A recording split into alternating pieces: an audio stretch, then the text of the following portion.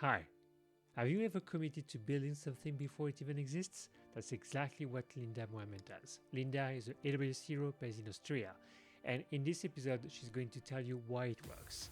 So, thanks for joining the AWS Developers Podcast. If you like the show, please subscribe and leave us a 5-star review on your favorite podcast app. And now, enjoy the show.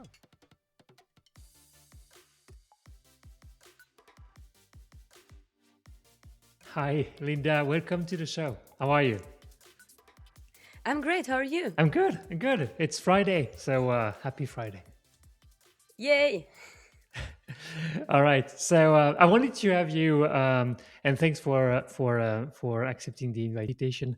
I wanted to discuss about. I mean, I know that you are super active. I know that you are producing a lot of great videos when you do when you go to events. Like I remember the ones that you produce at Hero Summit, private ones, and also at reInvent. So really good fun there. But I know that you are super active in the community. So wanted to have a discussion with you about how you lead all your activities in the community with AWS, and also how you engage. How does it help you with your own practice, your business, because you are an independent, a contractor. So yeah. So those were the things I wanted to discuss with you today. Great. So, thank you so much for having me. And yeah, it's really great having this Friday like ending with an amazing conversation. So, really looking forward to talking about those topics. Yeah, Yeah, should I start with introducing myself please a do. little bit further? Because there's also a Linda before the AWS community. Yes, of course. Yeah, so as I said, thanks for having me. I'm really, really happy to talk about especially being self employed because this is pretty new for me. So starting backwards with the introduction, I'm at the moment a self-employed, independent cloud consultant. As you already mentioned, I'm an AWS community hero, also a user group leader, and the chairwoman of the Förderverein of the AWS Community Dach, which you cannot see here because of the microphone, and also the deputy chairwoman of an open source foundation in Austria, like actually the biggest one. So you can see I'm doing a lot of voluntary things just to what I'm doing now. But I want to also use this episode to kind of introduce a little bit more of what I did in the past Yeah. because I'm doing cloud for I don't know, like it's 6 or 7 years now, but I'm in tech like more than 10 years. And actually, I started as a Java developer, so I was working in on-premises environments and like real enterprise Java development. And it was like kind of crazy how things changed because when I started as a developer, there was like no things like serverless and Lambda wasn't even there yet. It was 10 years ago, kind of yes. crazy. Yeah, exactly. It was even like a little bit more than 10 years ago. And also at the time when those things like started, when I don't know, serverless started, it was not that this was a thing in Austria back then. So we're like a little bit far behind, but yeah, I have like a really diverse technical background. I also studied part-time business informatics, like besides working as a Java developer. In telecommunications, I did like a lot of different things, being a product owner, a business analyst, and doing technical project management.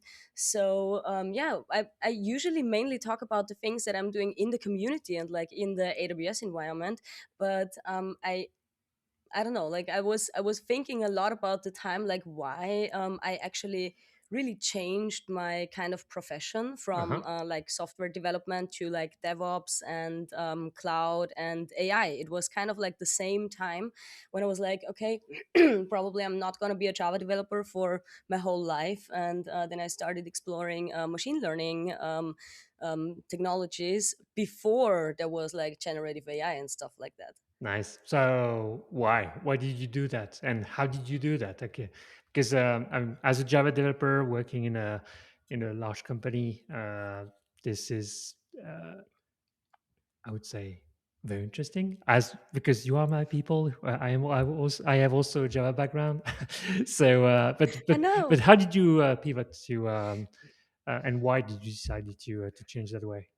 So I think it all started with Lambda, or actually with Amazon Echo with Alexa, because back then, as a Java developer and a product owner of the smart home product, which was like voice assistants back then, it was like the perfect connection to use with smart home, because those were like the first use cases to turn on and off your light and stuff like that with voice. So that was like my first, very, very first touch point with AWS, where I used Lambda and the Alexa skill, whatever. I don't even know how this was called Skills, back yeah. then. It was like with, yeah, skills. So but yeah, that was kind of the start, and I didn't even think about like serverless or cloud or whatever at this point. It was just like, for me, it was a tool to use a voice assistant for our product. So I came like from the real practical side of just using the cloud for things that were not there on premises at that point. And then, like, after some time, I found out that a lot of other problems could also be solved with cloud, because actually we were waiting for hardware and infrastructure for quite a time. Always when we needed like to yeah, like get more instances, or like actually to get like actually more hardware, and not problems that you can solve with virtualization. So that was fine. There was like a lot of things automated already, but always if it was connected with like actual new hardware in the data center, it just took like forever. And Yeah. then I was like, okay, there is actually something else that I could use, and I started exploring meetups. So it was kind of the same time when I started exploring cloud, that I did that actually with going to meetups, because I just went like to every meetup where I saw like the two topics of cloud and AI, because that was like the thing where I wanted to specialize in, because the years before I was like just a developer, and I was like, no, i Okay. want to i want to like focus on like a specific technology. And I went to, I don't even know if it was like the first meetup or the developer day, but there was like this AWS developer day in Vienna. I don't know when it was, 2019. I think I went already to some meetups there back then. I don't know what was before. I think it was a meetup before, but it was like such a great time, because I don't know, I saw people doing things where I would have thought, wow, that's like not possible with own infrastructure. And suddenly like you can scale things like as a single developer, and that was like really fascinating for me. And that was kind of the reason why I kind of transitioned from this classical, traditional, on-premise Java developer to like a more innovative engineer using emerging technologies, kind of. And then I don't know, like my idea or goal was it to use like every emerging technology out there, but Of course. I I skipped blockchain. So, but so not every emerging technology, but that's like kind of the thing that I'm doing, and that's kind of like my vibe. And that's you can also see that in the presentations, demos, and talks that I'm doing, that I'm like not On the really like edge. jumping on every train, but kind of like at least prototyping with everything until I know if I can use it or not. Nice. Okay. I mean, your story reminded mine actually because I used to work for a an application performance company, and we had this product that you could. It was a software-defined networking device, and when I realized that I could buy an Alexa, so I bought it from in the UK because they were not sold in Switzerland. Yeah, So I bought it same. from the yeah, okay, I bought there, and I say, oh, okay, I can build a skill, so that's cool. So I did it in Java as well, and I was able to command because we had an API. I was able to command our networking through the Alexa skill. So I was super super proud, and then I created a video that went. viral to my point of view because that was my first video and I got 3,000 views. So I was super happy about that. So yeah, and then I was invited to conferences to talk about it. Say, oh, there is something there. So that was fun. Alexa was a good entry point to Lambda. I knew a bit about AWS from other experiences, but yeah, that was my first time touching Lambda, and then that opened so many opportunities. It was really cool. Yeah, but I love that you like immediately started doing talks, because for me that was like a kind of a longer journey of like having the first touch point, until like actually having the confidence of talking about it somewhere on the stage, and like really like stepping into like this next phase of knowledge sharing and not just like knowledge consuming at meetups. So I love that. So you probably had like a little bit more experience already with Not really. I mean, it was not intentional at all. It was just I created that video to share internally within the company. Say, hey, looks what we ah could do actually, and then people reach out to me, and marketing reach out to me, say, oh, we need to talk about it. Let's have a blog post. Let's have a and you should talk to our conference. I say, okay, and then there was invited to Tech Field Days. Do you remember Tech Field Days? Um, I think yeah. So true. Chris Williams, for example, Yeah, yeah, used to be, or maybe it's still a delegate at TechField Days. So I went there and presented there. So that was, yeah, it nice. was fun. Nice, I love that. Like for my first presentation, like we also wanted to talk about like a little bit of the about the presentations. I was like, I don't know, I mentioned like the first touch point being like Lambda and Alexa. So then I experienced, so now my Alexa wanted to listen to me. Thank As you. always. Would you go to bed with me? Von Campbell von Spotify. Alexa, stop. Okay, so that was like the last time that I mentioned her name. Okay, sorry. I will keep So it. it's kind of funny to have her talking next to me. So yeah, so starting with like this Amazon Echo Yeah. skill, and then like going like, I don't know, like thinking about the different options that you have, and not only about like this one service, and not only about Lambda. And then I was like exploring the, I don't know, the full cloud, how do you say, like cloud environment, and like different options that you have. And I had my first idea of a talk.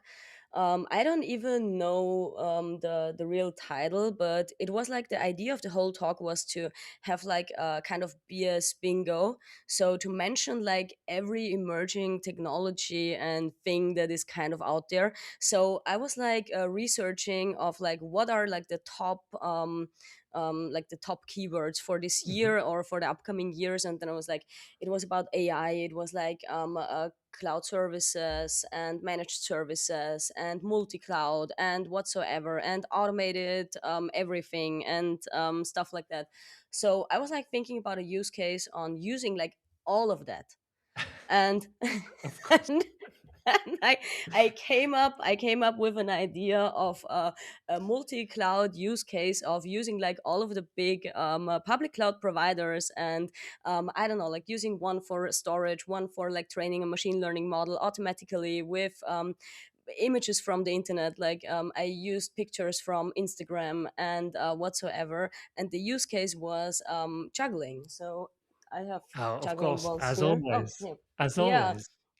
So I just recognized, like I trained the model to recognize like different juggling balls and different juggling patterns. So um, actually that's still what I'm kind of doing at the moment with like all of this video analysis. But it was just like a fun project of like just labeling if you catch or throw a ball, because like, do you have it in your hand or does it like fly around?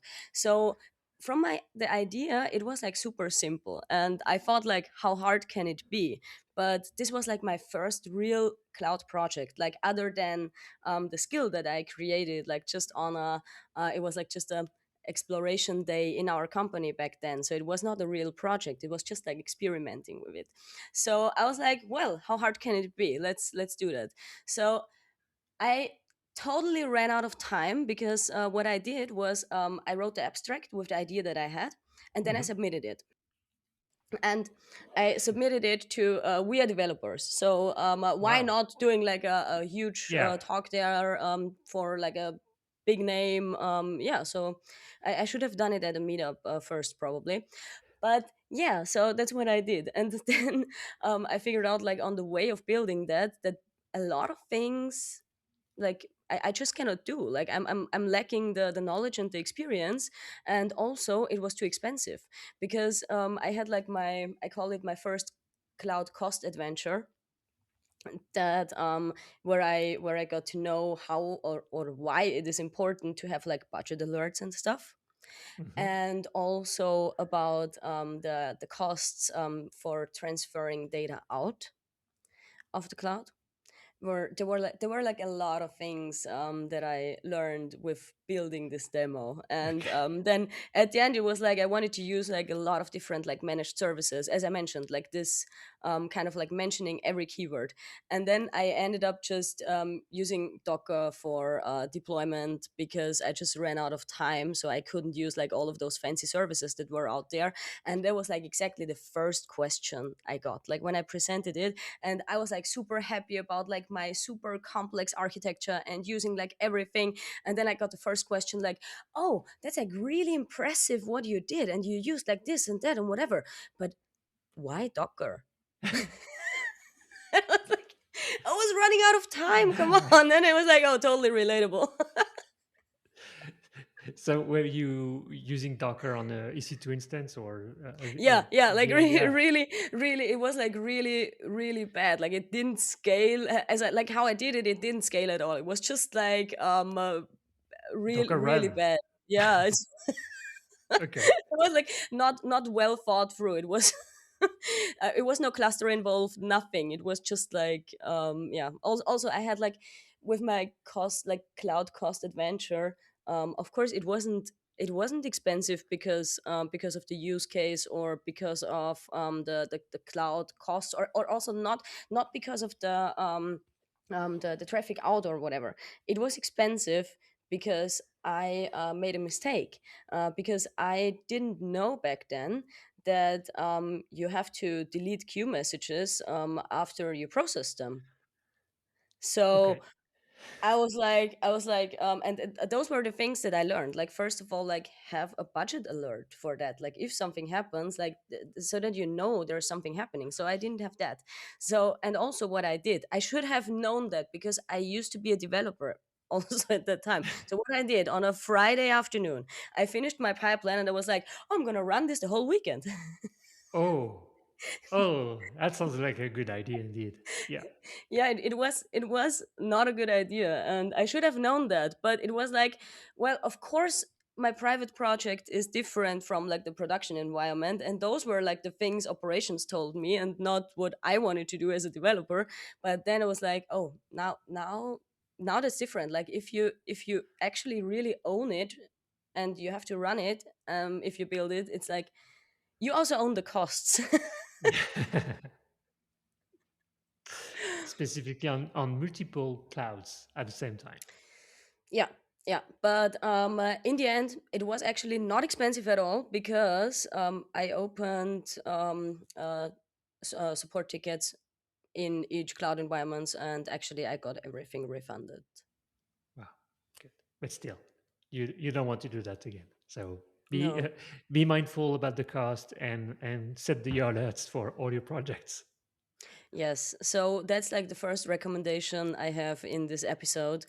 If you start out with cloud, whatever, I would say, like, especially with cloud topics, please at least watch two videos about like the setup, what the regions and stuff are like.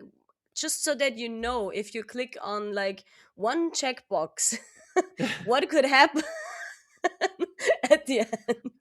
So you don't have to do like a full course, you don't have to do like a certification or whatsoever. Just like pick out two YouTube videos that you're like, I don't know, most comfortable with, and check the basics. Although if you're already in tech, because I was in tech back then, but on premise just works way different. Like I never had to think about I don't know, Cost. like what happens after, actually cost, because like what happens after deployment. Like I didn't need to think about that. Like I just told the people like what the requirements are on my side, and they decided on the hardware and how to Yeah. scale it. And so it wasn't my yeah. So our architecture was always like including using like load balancing and stuff like that, of course.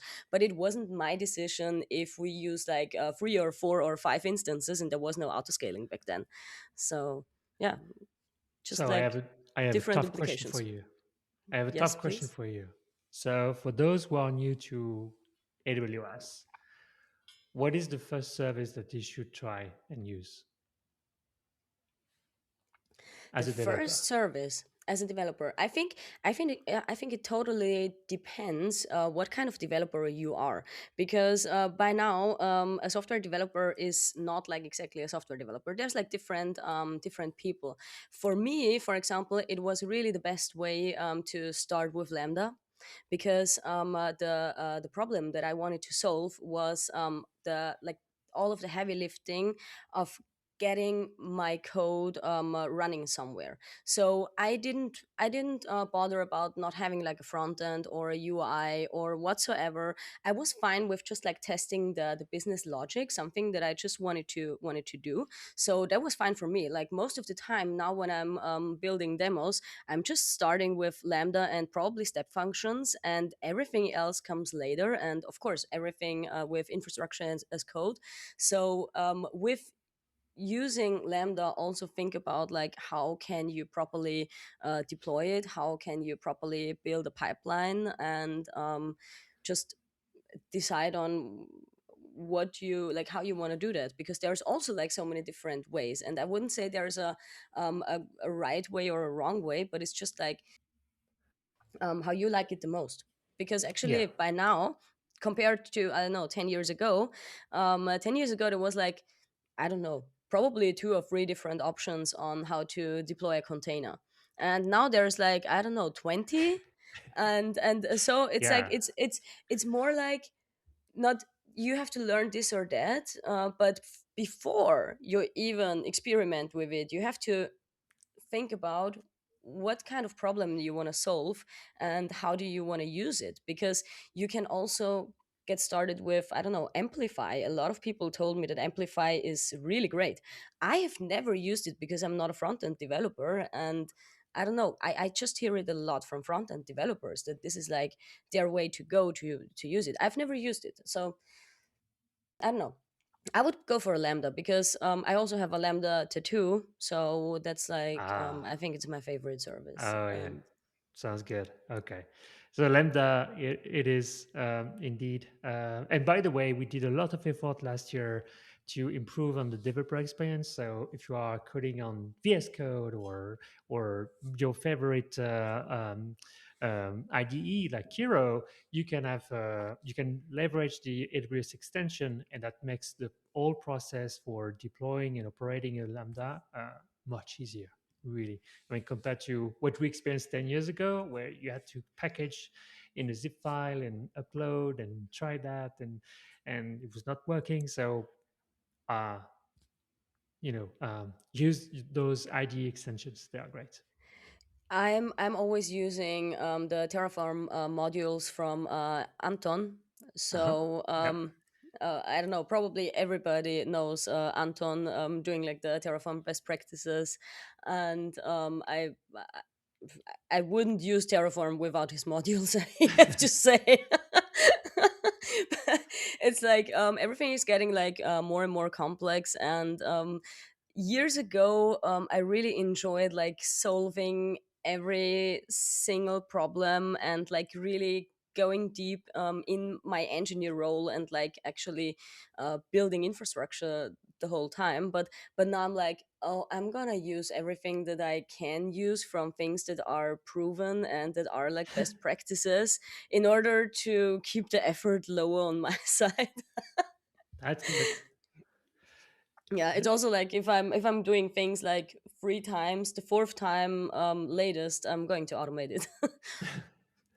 So you gave us a great example of your first talk. So, but you do present quite often during the year. You deliver talks. You go to podcasts like this one. You go to different events. So, how do you build this pipeline of ideas? Well, I love this question because actually I have like a huge list of additional ideas that I want to build.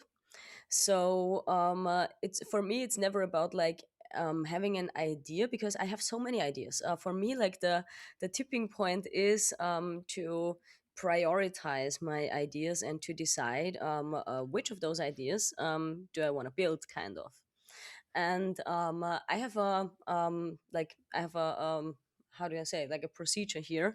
So I call this conference driven development. So Whoa. all of the ideas that I have, I just write abstracts for it, and I submit it to different conferences.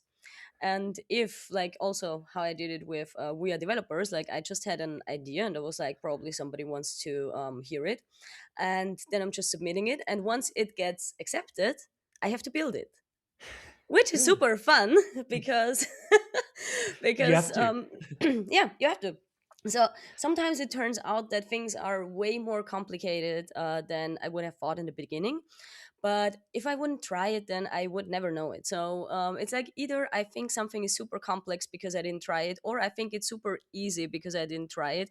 It's like both ways. It turns out that I learned something and that others also learned something because probably they had like the same thoughts that I had, or like completely different thoughts.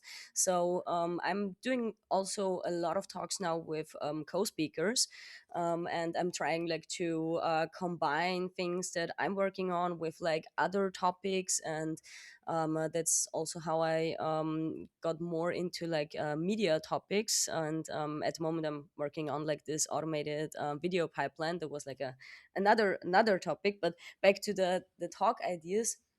Actually, it's just like this conference driven development, and usually we also explain that in our talks. So the last project and the last talks that I did, which was like last year, the Otto, our Slack bot, it's kind of a multi-agent system using different models, including a fine-tuned model that we fine-tuned with Laura using InstructLab, and then we deployed it with like now it's agent core runtime, Mhm. and using Bedrock for the model calls. And 1 year ago, when Agent Core Runtime didn't exist yet, it was running on App Runner. But the thing was that we always started with explaining that we don't do this because it's easy, but we do this because we thought it would be easy. So that's like this meme with which we start the presentation, and we're like, we actually really would have thought it's way easier to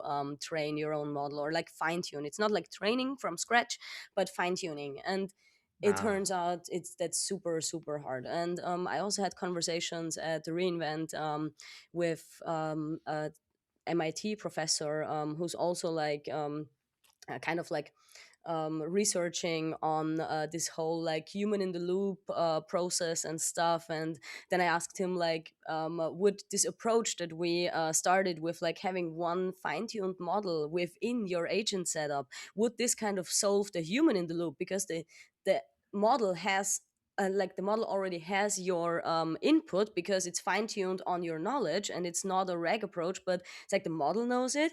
And it was like, yeah, it would be a good approach, but that's like way too expensive and way too complex. And I'm like, yeah, okay, so he also has the same experience. And then yeah, like we found out that that's like really really complex, but if you don't try it, you don't know it.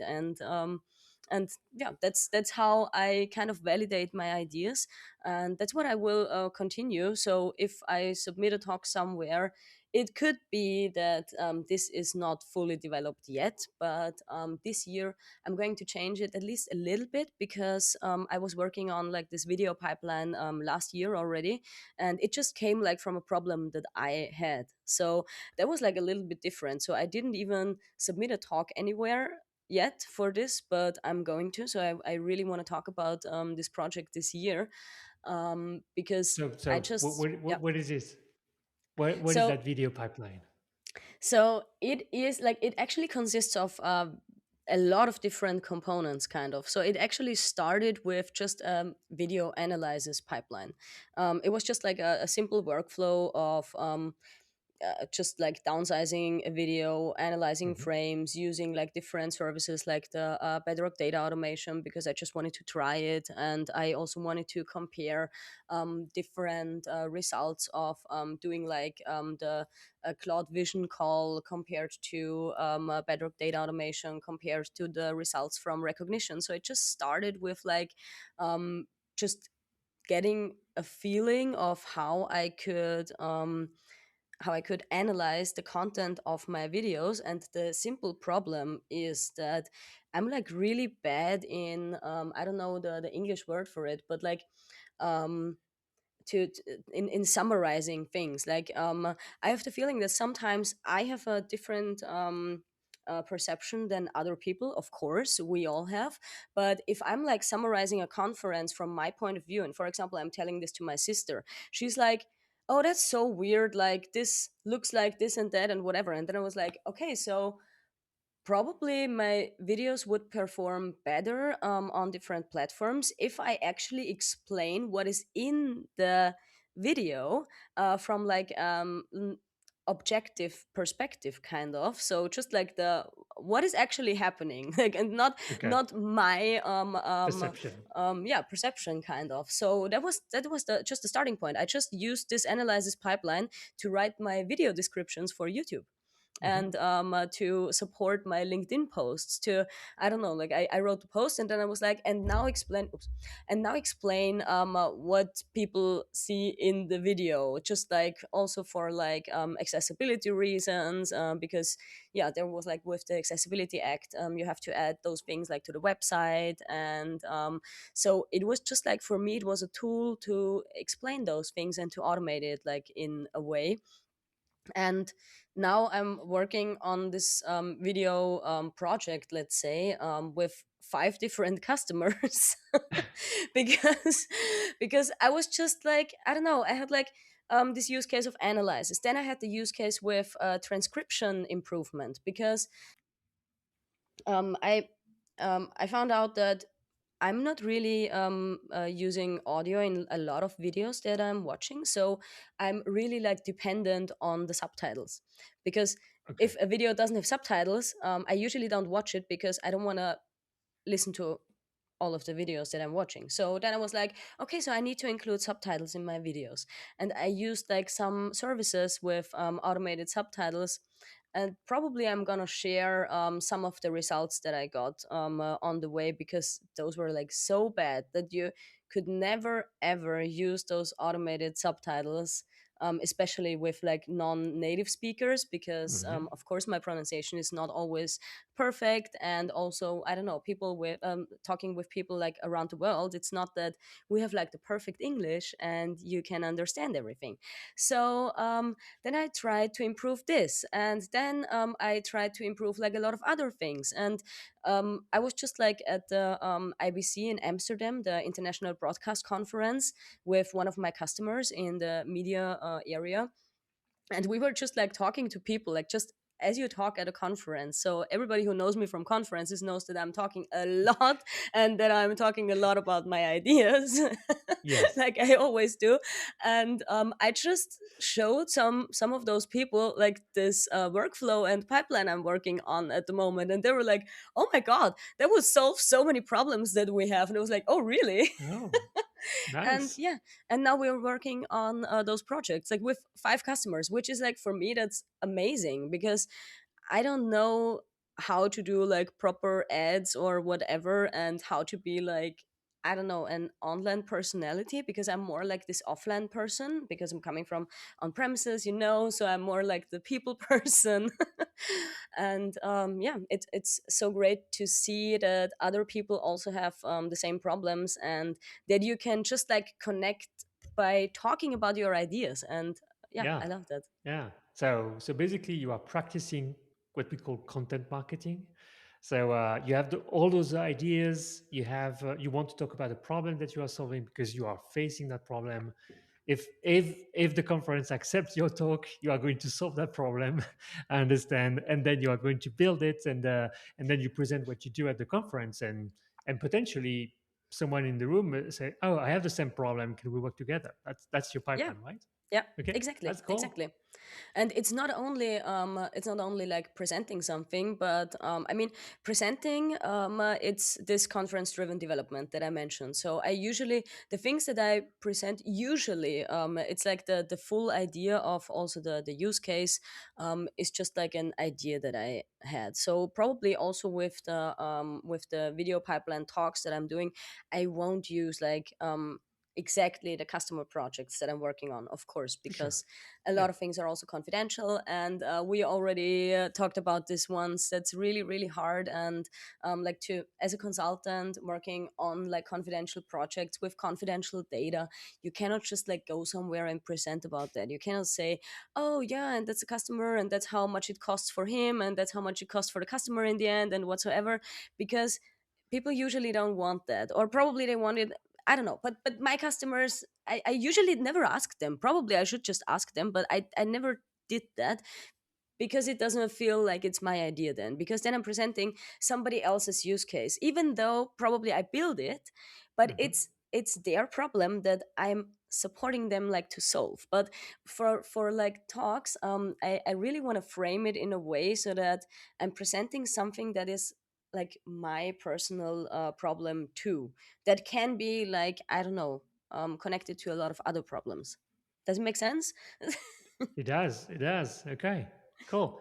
So, what is the technical stack? So, you mentioned earlier that you started with app runner. So, basically putting some agents into a container. Yeah.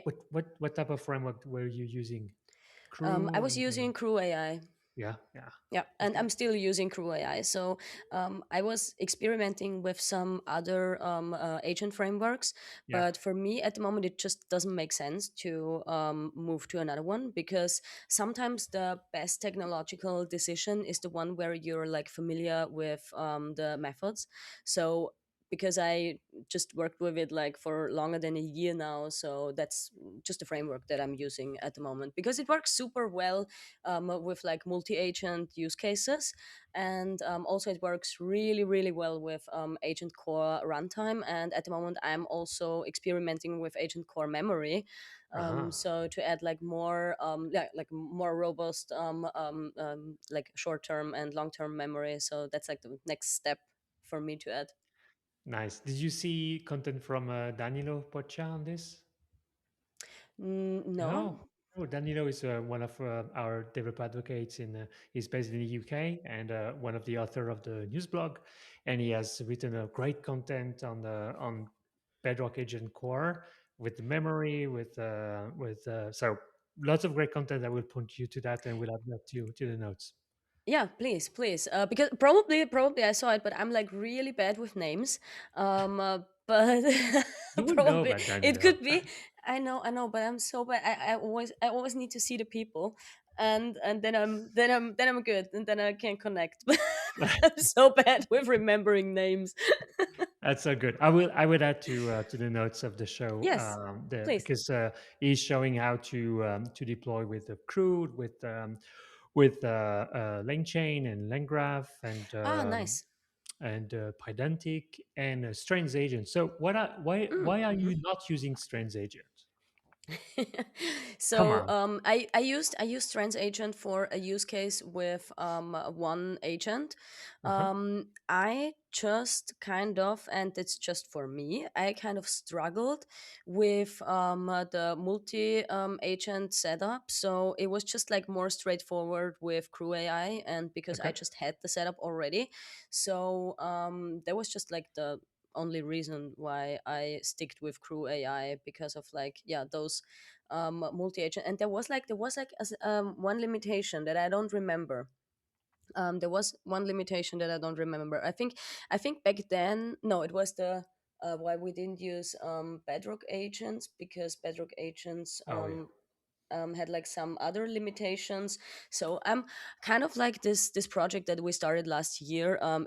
It was like every 2 or 3 months it was already legacy and kind of Yes. super outdated. Like when we started using like app runner to deploy like the agent setup, and then like some weeks after we started, like there was like the first conversations about agent core, and then Agent Core Runtime came, and everybody was like, "But why would you use App Runner?" And I'm like, yeah, because like it wasn't Because it was there back there. then, Yeah. and that's like crazy, like how fast the cycles are at the moment, and like how short the cycles actually are getting. Because I don't know, like calling something legacy after like not even a year is Yeah, it's kind of crazy. crazy. No, It's, yeah, I don't know. I do agree. And so yeah, so Bedrock agent is now probably something that is legacy, in the sense that we recommend strands at AWS, and I think I'm having a lot of fun with it. But as a Java developer, you should have you tried Spring AI or No, not yet. Babel? No, You sent me the link, but I didn't try it yet. Shame on me, but no worries, no worries. So but I soon, will. It's on my list. It's on the idea list. Probably I will submit a talk at the Java user group in Vienna, and then I have to do it. yeah, yeah, indeed. So I would have a Gem Squad, and do you know Gems? You met Yes, Gem, I of guess. course, Yeah, of course. That's a name that I remember, because we're talking so much about so many things, and also about Java, of course. So yeah. And so it will come soon to talk about Spring AI, and then I would have Rod Johnson also talking about Babel, which is another framework for Java, which is really cool. nice, nice. Yeah, I love that more Java content is coming. yeah, yeah, indeed. So, me too. All right. What about AI to build? To build. So, are you using any AI coding tools? This is a leading question. I was like, before the podcast, I did like a short get ready with me video to think about how to frame specifically the question if it comes up about vibe coding. Aha. because that's why I wanted to mention in the beginning that I am actually a proper developer, and I I have the ability to write code myself, but I'm still using Kiro at the moment. So also kind of I'm using like a combination of like the also legacy Amazon Q developer. So a lot of things, that's like it's coming like all the time, like year after year things are legacy. So yeah, I'm still using like the legacy Amazon Q developer in VS Code, but I'm also using Kiro with like the spec driven development, and also sometimes with the vibe coding. But the thing is that I am currently trying to leverage it the most, so that I can kind of write the specs with one that is not biased by like writing the code, and Mhm. then doing like spec driven development with Kiro, actually, because it just makes sense with a lot of more possibilities of using MCP servers. So that's like really kind of a limitation in like the combination of VS Code and Amazon Q Developer. It just doesn't work as I would like to have it. So Kiro is better in like using different MCP servers. So yeah, that's what I am currently trying to combine, like this vibe coding and spec driven development, because again, like this conversation I had in Vegas at the reInvent with this MIT professor, we talked a lot about this spec driven development approach, Mhm. and how to actually build up like the documents and the specs that you need. And this is something that I'm kind of exploring at the moment. But I like all of the things that I'm vibe coding, this is not anything that I need like for my customer projects or whatsoever. Those are actually really just demos that I am showing, because it's just like to show or like to test if something is working. And I mentioned also that I'm not a front end developer, so if I build a front end, it usually looks not that good. So vibe coding helps a lot here, because I don't even have specifications for that. I'm like, I just want to have it simple in the colors of the customer, for example, for like a quick demo that we are just showing within a workshop that's like, I don't know, using 30 minutes of Yeah. the workshop. So Mhm. I wouldn't sit for like several weeks to code this myself if I know that the code base is not going to be used for the second phase, because I know that we're going to iterate over it and change everything again. So it doesn't make sense to like write it in a reusable way, but I still write it with automated pipelines, and of course like infrastructure as code, and with automated tests, and with like Thank you. all of the different tests that you need. I love unit testing and integration testing, just for the one reason that I can actually rely on the spec driven development and vibe coding. Because if I would use my time to like check every single line of code that was generated, then I could just write it myself. So I would True. rather like use my brain power to think about like the actual tests and the scenarios that we need to test, like when something is ready, then like looking at the code. Because if I'm running it, and also like if it takes like 1 hour like to implement the feature, then implement the test and do like the whole testing, I'm fine, because it was 1 hour that didn't involve me, because I already wrote down exactly what I want to have.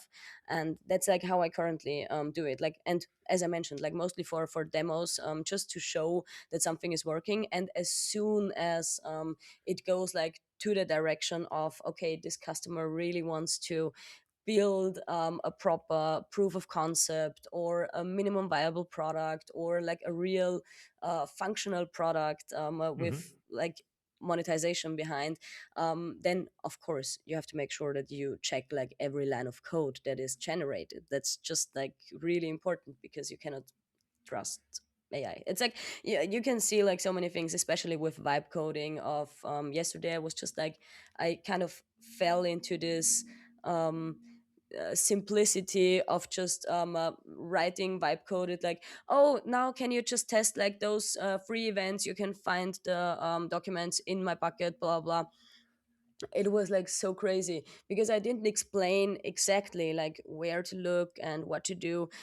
It was running like, because I checked it like after 5 minutes, I'm like, that cannot take like more than 5 minutes. Yeah, because he she it, I don't know, like the coding assistant just checked like, I don't know, every single file in every bucket, because I didn't limit it. And Oh, it was like okay. with this no context of vibe coding. Of course, like I just forgot that all of those context was missing in like this other chat window. And then it's like, sometimes of course you would be way faster if you just do it yourself, if you are working like on one project and the same context all the time. But if you're working like on several different projects, and you want to have results, and results, I don't say like you need to create like 5 different repositories Hmm. from scratch, because those are like different use cases and like different technologies. But if, for example, the I don't know, let's say like the core or the base is the same, but you just have like different test cases for different users and for different companies and customers, then I can just like replicate it and say, okay, so here I prepared like 5 different test plans, and the expected results for everything, because every customer has like a different expectation For and sure. different use cases. And that's something where I can really scale like the whole testing. So I think I really love code assistants for testing, because that was like something that I just like really didn't enjoy doing, like Like especially like not really. the testing itself, but like the detailed documentation about it, so that it really makes sense. That's like really hard, and that's something that you can just yeah, log super easily. That's Okay. so convenient, and I love that. So yeah, but for real coding, it's hard. Is you really have to know what you're doing. And sometimes if I want to do things that I couldn't code myself, for example, at the moment I'm working with a customer, and focusing on like satellite data. So they're like Hmm. experts in is it geoinformatic, also in English? I don't know, like, but yeah, like, Geocomputing. yeah, geocomputing. Okay, geocomputing. Yeah. So they're focusing on that. So this means they have like, of course, like a lot of expert knowledge in like this spatial analysis and stuff and whatever. I don't understand this data yet, and I'm not like familiar with the business logic on how to get like insights of this specifically structured data. And those are things that, even if I'm vibe coding something, I'm like, I need to ask my customer if this is actually the expected result, because I don't know the data and I don't know the use case. And that's like really hard. And in those things, like, as I said, I'm just using it like for demos. And this demo is like, usually I'm presenting it then to the customer like, you are the expert in this field, I'm not an expert in everything, because I can help you with like deploying your agent setup. Then you need to help me with like the tooling and with the business logic. And then it's really interesting when we look at how this was implemented and whatsoever. It's like I have it when I'm vibe coding something that I can code myself, and I'm like, I would have never done it in this way. And actually, like, some things are wrong a lot of times. And yeah, or like Yeah. hard coded. It's like my Yes. main rule is never ever hard code anything. And a next tip here, advice for people using vibe coding especially, and not the spec driven development part. If you always ask the model, are you sure about that? You don't even have to be specific about whatever. Just like I'm sometimes just like copy pasting. Just like, are you sure about that? And most of the time, like, if it's really sure, then it's like, yeah, 100%, because this and that and that. And then like, oh, let me check that again, I'm not really sure. Indeed. So going back to spec-driven development, are you using it? Are you actively using it, or because you talked about your experience with vibe coding? That we Hmm. could. I mean, I understand that you are not using it for more than a demo. But what about spec-driven development? What's your um, feedback about it so far? Your experience with this? So at the moment, I'm kind of experimenting with with the perfect spec, which I think there is no perfect specification, but that's like something that I'm trying right now, because sometimes for simple demos, it's too much for me. That's why I'm Hmm. like sometimes going back like to just vibe coding. If I just want to show something like one simple use case, then that's fine. But I'm currently working on like automating a lot of my tasks as a freelancer, like, I don't know, the invoicing, generating offers, and workshop documentation, Hmm. stuff like that. Like, things where I already put in the effort to have like the project, to do the workshop, and wrote down the notes, just like to summarize things. And I'm trying this with a spec driven approach, because I didn't find any SaaS service that I can use for my use cases, because most of them, like especially of like those automation tools and the low code platforms, most of them are lacking like the depth that I need for some services and for some, yeah, Yeah. stuff. But yeah, that's why I want to build it myself with like different agents. So, and that's where I'm currently in the process of generating the specs, because that's like no priority project. This is also not something that I would submit for a conference, because it's kind of boring, I don't know. um I don't know. I mean, many people are trying to automate their boring task, or and to speed up. I mean, boring like billing and and doing all of that. Yeah, I mean, importance. if it works, then I can do a recap of how I Yeah. build it spec driven, because that's like too much to do in vibe coding. And also, like, I tried the demo part already, like to build like a small assistant for me, who's like checking the mails and just like preparing drafts for me, and Hmm. it works fine. But if I really want to use it like on a day to day base, that's like something different. There's like a way different thing in like building a demo for like one use case you want to show on the stage. Even if it's a live demo, you exactly know what you have to type in, to like building it in a way so that it's like production proof, and so that you can actually use it for your day-to-day work. So but True. yeah, probably this would be interesting as a recap, because when I research about such things, like most of the people are using like those platforms and like low code services. So I just see like so many videos and stuff about, I don't even know all of those services and platforms, but there's like a lot of them, like where you can just Yeah. like connect things with drag and drop and stuff like that. And I love drag and drop. That's really nice. Like I love step functions because I can do it, but then I like having the code, and I just like use the visual representation for like understanding the yeah, like the overall process and architecture, because then it's easier for me to visualize it in my brain because I have a visual brain.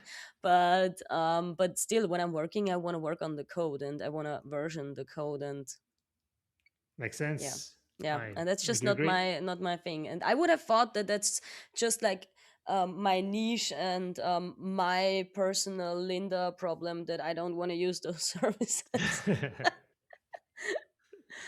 That's all good. Don't. It's all good. I mean, it's fun to build as well, and I Yeah. have a long list also of stuff. Oh yeah, I wanted to ask you, how many domain do you have? Because with so many ideas, I suspect that you are buying a domain each and every time, right? Oh my god, I have such a funny story, because apparently sometimes I forget that I bought domains already. So um so if I tell this now, then I really have to do it. That's also like another mechanism on how to get things done. Okay. So I bought the domain awscommunity.at, like for the AWS community in Austria. Hmm. And when I bought it, like I actually forgot about it. So it was, apparently it was like 1 year ago, because I got the email of like the renewal email. And some weeks ago I thought about, oh, I should buy this domain, and I checked the domain, and it was already gone. And I was like, oh my god, who would buy the AWS community.at domain? Like, there's like just You. me in Austria who's like, who would be interested in this domain. And I'm like, who could that be? And it was like really several days, and probably that shows that that I was like kind of a little bit stressed during the time when I bought this, because it was like me starting the my self-employment journey.